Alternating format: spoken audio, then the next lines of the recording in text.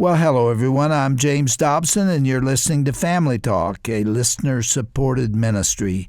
In fact, thank you so much for being part of that support for James Dobson Family Institute.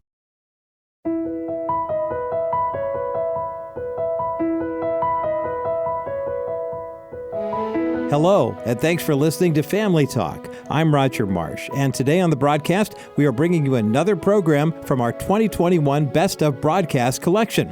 Our show today features Dr. Dobson and his longtime colleague and collaborator, Mr. Gary Bauer.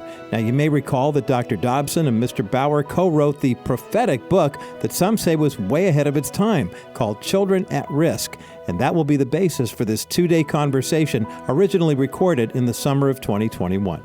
Now we're going to get right into the program, but first, though, I'd like to remind you about a special offer from the Dr. James Dobson Family Institute, and that is our 2021 Best of CD collection. This 6-CD set has 18 of Family Talk's most popular broadcasts from this past year, and it's available to you for a suggested donation of $50. This collection includes interviews with author and Bible teacher Dee Breston, conservative radio and TV host Mark Levin, and many more special guests. To request your copy, visit drjamesdobson.org/best of 2021 or call us at 877-732-6825. Well, with that said, here now is part one of Dr. Dobson's conversation with his good friend, Gary Bauer. Today, I have the privilege of talking to one of my closest friends and a colleague that I've been working with in the battle to protect and preserve the family for many, many years. You know him, at least you know him by name and voice. He is Gary Bauer.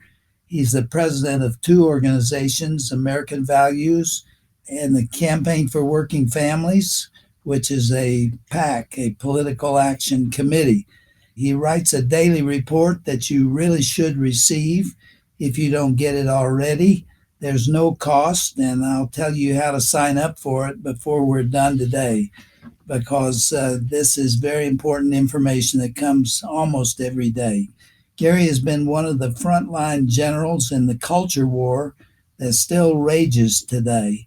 In the 1980s, he was Undersecretary of the Department of Education with Secretary Bill Bennett when they were in the Reagan administration. Bauer was also in the Reagan White House in the mid-1980s when he sat at the table every week with the president and his cabinet. Gary's on the phone with us now. Gary, do you remember that day when we met so long ago? Oh, my goodness, Dr. Dobson. In some ways, it seems like yesterday. In other ways, it seems like it was about 100 years ago. We've done a lot of these shows over the years, although there's been a little bit of a gap here in recent years. I think the thing I remember the most is you would come into Washington and we would go up on Capitol Hill and go visit members of Congress or go listen to a debate on the floor of the House or Senate. And we would hear something that we thought the American people needed to know. And we would go off to a corner and just tape a radio show by the seat of our pants. And I've listened to some of those over the years, re-listened to them. And, you know, Dr. Dobson, they came out pretty darn good. It was so much fun. We felt like we were making a difference in those days. We still do. I just appreciate so much what you're doing.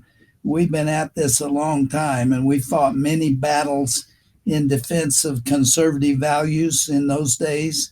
You went on to be president of the Family Research Council. I believe that was in 1989, where you were also vice president of Focus on the Family. So these were very meaningful years for us, weren't they?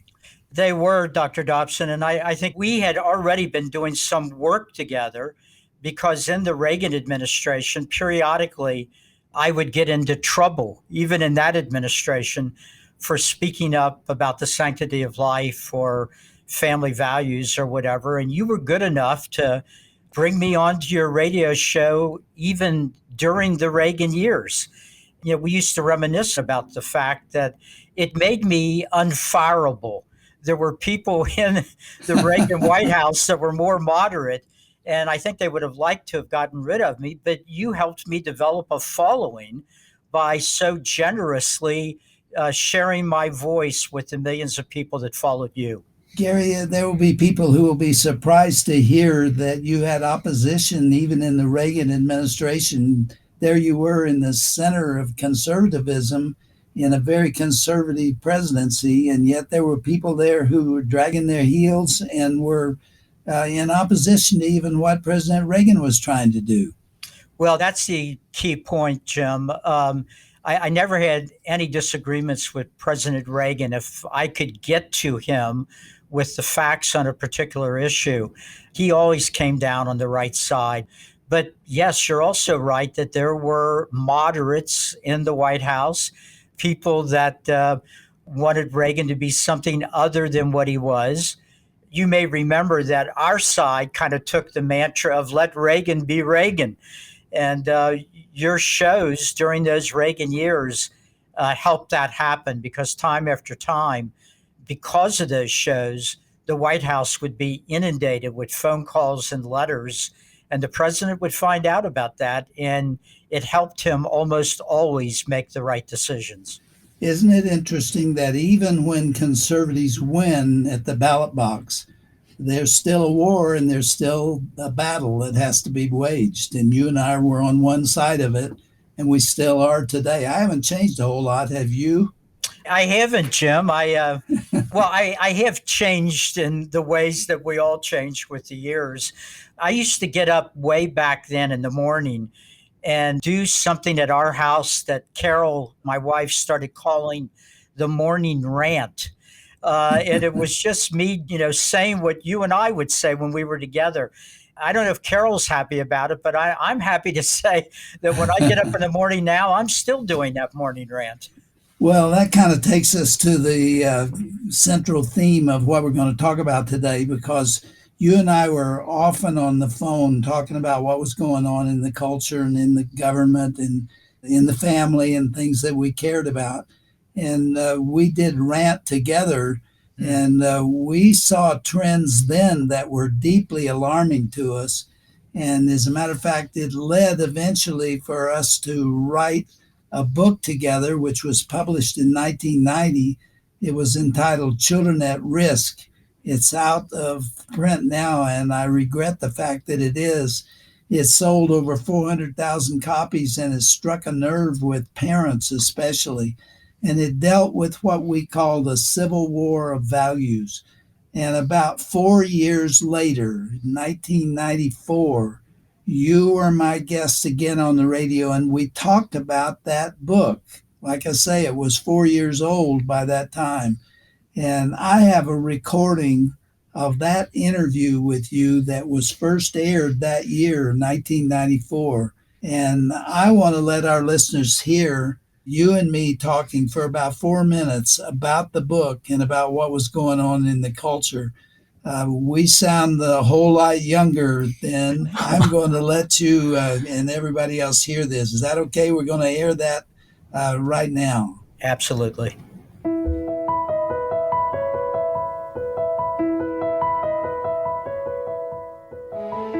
We have gone to some effort to bring that book up to date. It's been 4 years. A lot has changed. I don't want to break my arm patting us on the back, Gary, and be too congratulatory here, but that book was really almost prophetic in terms of what we now see happening in the world of children, wasn't it? Jim, it really was. As we were working on the revision of it, I think we were both struck by the fact as we reread it that the things that we pointed out 4 years ago and that we warned people about 4 years ago, unfortunately, have been all too true in recent years. And I think as we redid the book, we could see where we're going 4 more years from now if these trends stay in place. It was in many ways a prophetic book. Why don't you start by expressing the philosophy, the ideas that you were trying to write in your half of that book, Gary, as kind of a way of bringing people up to speed who haven't read it or haven't heard us discuss it before. Yes.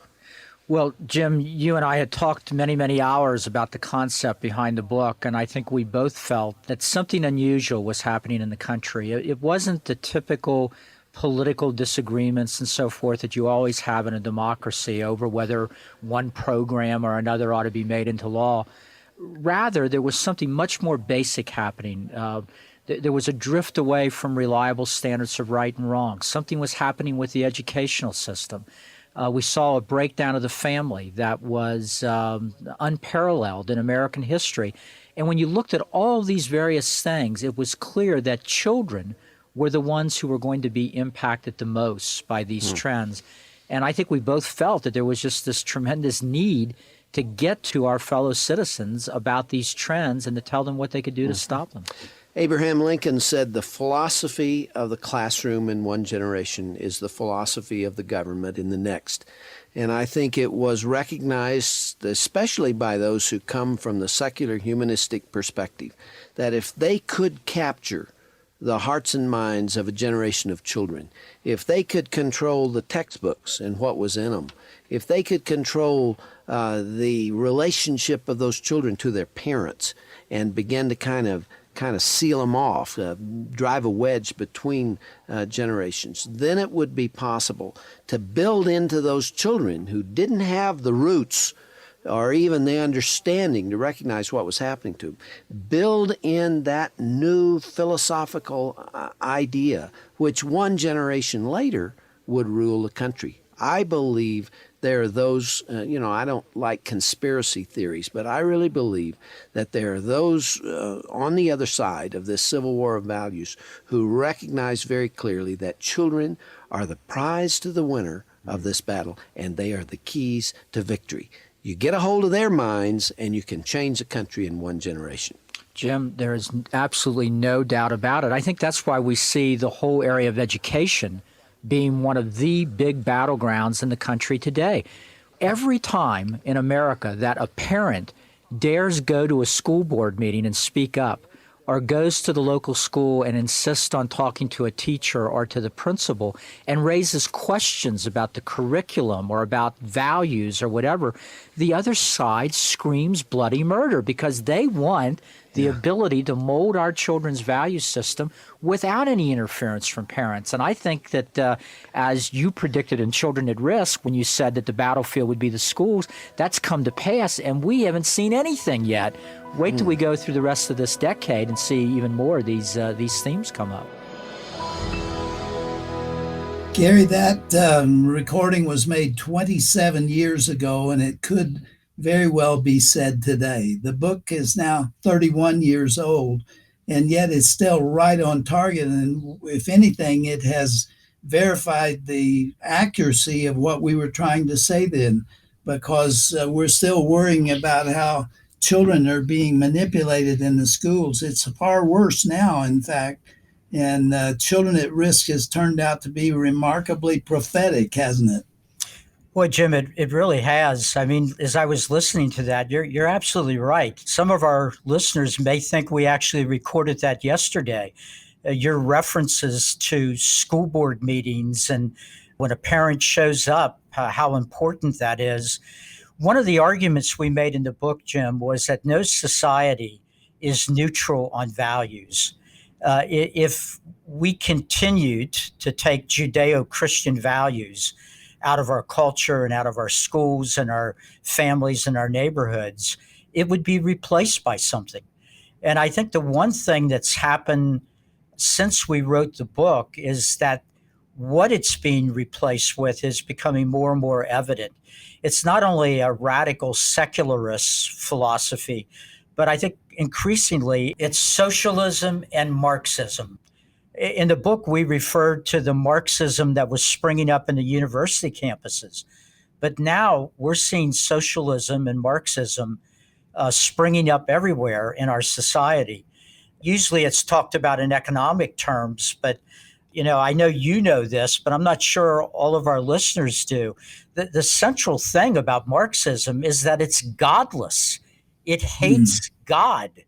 And that is what we see motivating not only our enemies abroad, countries like communist China, but we see that motivating a lot of what we're dealing with in the United States right now. Well, I find myself lying awake at night worrying about what's happening to today's kids. And we did have a perspective on it then that's very relevant today. Let me take a run at explaining the theme of the book from my point of view and in my portion of the book. We said that America was involved in a second great civil war. This one was not being fought by guns and bombs, but with values and ideas, where Americans were locked in a life and death struggle for cultural influence. That's what was going on then, and I want to bring that perspective up to date a little bit today. But on one side of this great divide was a belief that God is. From that understanding came very far reaching beliefs that touched every dimension of public and private life. It was based on the belief that there are biblical standards of right and wrong that determine really how we're supposed to live and how children are supposed to be taught. But because God is, the majority of Americans at that time supported the sanctity of human life, the traditional marriage consisting of one man and one woman bonded together by fidelity and sexual purity. There were many other biblical truths that held sway and had been since the foundation. Not everyone was Christian, of course, but the Judeo-Christian system of values was dominating the culture at that time, but it was changing. America then began to drift toward a notion that God isn't. That changes everything. And it happened slowly at first, but with the influence and the decisions of the liberal courts and political influences, the Christian system of values began to wane. And there was this shift where what was right was determined by how it seemed or thought, yet not on biblical values. Everything emanating from Scripture began to sound out of date and even oppressive, and great anger was attached to it. Life was cheapened, and a sexual revolution took center stage. And you and I in this book warned in our writings that civil wars don't last forever. One side eventually wins and the other loses. And this is the key phrase. Children, you said it just a minute ago in that recording, children become the prize to the victor. Well, I'm here to tell you that we have largely lost that civil war of values, and children are now in the clutches of those who believe God isn't. And it has what you referred to a minute ago as a Marxist, godless perspective on life that's being transmitted to children. That's what keeps me awake at night. Does that kind of summarize what we were trying to say? Jim, it's an excellent summary. As always, you got right to the heart of the question and said it in a way that I think every mother listening, every father listening will understand completely what we're trying to get at. One of the things we discussed in the book is the uniqueness of the United States. Unlike any other country in the world, the central idea of the United States can be found in the second paragraph of the Declaration of Independence. And in that second paragraph, there's about 23 words right in the middle of the paragraph. We all know them. We hold these truths to be self-evident, that all men, it means all mankind, that all men are created equal and endowed by their government. No. There's plenty of places built on the idea that liberty comes from government. Our founders believe, and it says, endowed by their creator. That's the God of Abraham. That's the God of Abraham, Isaac, and Jacob. The God that sent his son to die on the cross for our sins. And so when we get to a point in the country, which I think, Jim, you and I both believe we're at, where more and more young people don't even believe there is a God, then I think we're in the middle of an existential threat. How can America be preserved as America if a rising generation is rejecting the very idea that there is a God that was the author of our liberty? So we're facing really tough challenges. The other thing that came to my mind, Jim, is when we wrote the book, the Soviet Union was unraveling. So we had problems 30 years ago, but our challenge from a foreign enemy was actually easing. But right now, we've got a rising communist China, a godless communist China. And that country believes their day is coming when our young people are waning in our faith, when they're waning in a love of our country. Chinese youth are on fire for their country. The irony of that, Jim, that's what keeps me awake at night. Here are our young people living in a country that is the freest, most decent country in the history of the world. We've done more to advance the cause of liberty than any country in history. And our youth are being taught that we're evil, that we've never lived up to our goals, that we were built on evil from the very beginning. And then you've got communist China, a country engaged in genocide, a country that makes Christian churches take down their crosses and put up photos or pictures of Chairman Xi instead. And the youth in that country are on fire, believing that their day has come. That's a witch's brew, Jim. Well, Gary, going back to the book, the kids that we were talking about and being concerned about at the time we wrote this have gone on to be parents, and the generation that we have seen, they've actually been called millennials, but many of them grew up without that understanding of right and wrong and that God is. I saw recently polls showing that only 6% of millennials believe in a Christian worldview.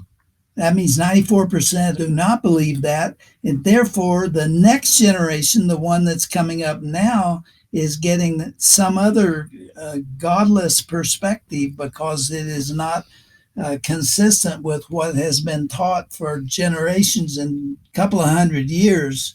And that is what worries me now, because we've already lost essentially one generation. Now we're losing another. And where does it go? This is a spiritual issue, not a political issue. Do you agree with that? Oh, I definitely agree with that, Jim. I mean, obviously, some of these battles are fought out in the political arena. And I tend to think, I think you probably do too, that some of the worst things are coming out of what we would call the political left or the cultural left, but it's permeated everything. I mean, there are people on the right who think the only thing that matters are free markets and the free flow of capital, and the most important issues are marginal tax rates and government regulations. And look, I'm a conservative on all those things, but we can have marginal tax rates as low as you can possibly imagine them. And if our children at the same time no longer believe that this is a country built on the idea that our liberty comes from God, then the country's doomed, no matter how low our taxes might be. Gary, we're going to have to wrap this up. Do you have time to give us another program? Oh, I'd love to. Okay.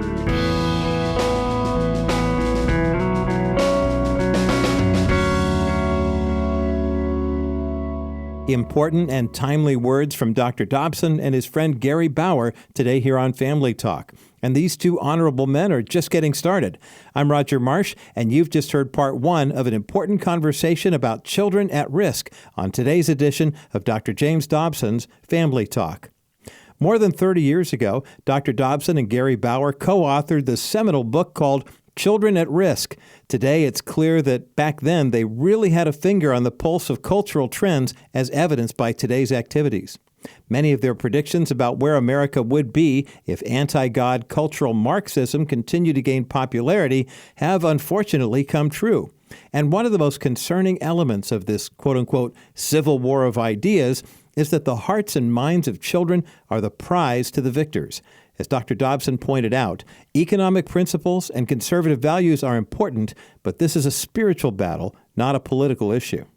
Now, Dr. Dobson and Gary Bauer will be continuing their conversation on the topic of children at risk on tomorrow's broadcast. Make sure you join us again for that, another installment in our 2021 Best of series. But before we go, I have some exciting news to share with you. For the entire month of December, any donation made to the Dr. James Dobson Family Institute will be matched. That's right, this whole month, thanks to some generous friends of our ministry, any gift that you make in support of Family Talk will be doubled. So your $50 gift will become $100. $100 becomes $200. $1,000 becomes $2,000. You get the idea.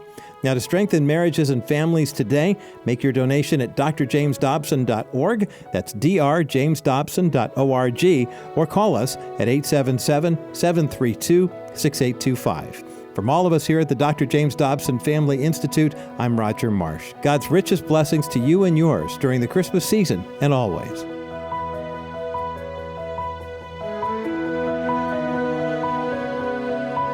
This has been a presentation of the Dr. James Dobson Family Institute.